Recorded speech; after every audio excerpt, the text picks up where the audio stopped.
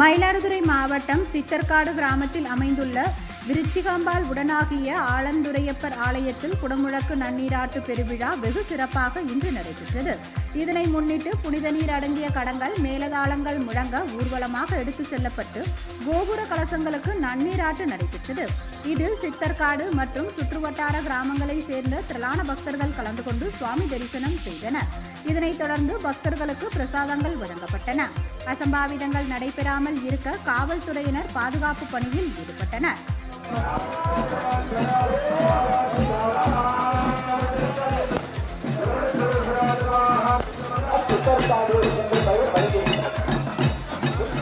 கடலூர் மாவட்டம் பன்ருட்டியில் அமைந்துள்ள சுமார் 1000 ஆண்டுகள் பழமை வாய்ந்த அருள்மிகு அமிர்தாம்பிகை உடனாகிய சோமநாதர் ஆலயத்தில் குடமுழக்கு விழா வெகு விமர்சையாக இன்று நடைபெற்றது.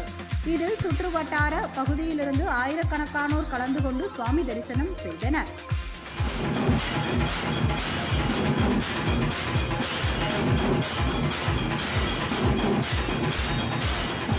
செங்கல்பட்டு மாவட்டம் அச்சுரப்பாக்கம் ஊராட்சி ஒன்றியத்துக்குட்பட்ட கீழ் அத்திவாக்கம் ஊராட்சியில் அமைந்துள்ள கீர்த்தி முருகன் ஆலயத்தில் நடைபெற்று வந்த திருப்பணிகள் நிறைவு பெற்றதை தொடர்ந்து குடமுழக்கு நன்னீராட்டு விழா இன்று நடைபெற்றது. இதனைத் தொடர்ந்து அங்கு கூடியிருந்த பக்தர்கள் மீது புனித நீர் தெளிக்கப்பட்டது.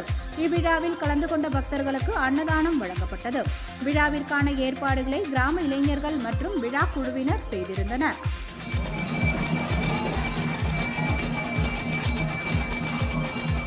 கோவில் நகரமான காஞ்சிபுரத்தை அடுத்த திருக்கோவில் மேட்டில் அமைந்துள்ள அருள்மிகு முத்துமாரியம்மன் திருக்கோவிலில் அம்மன் சந்நிதி புதிதாக நிர்மாணிக்கப்பட்டது.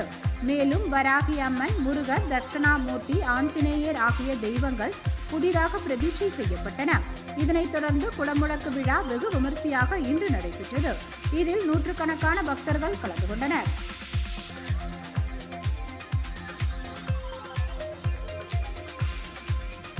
ஓம்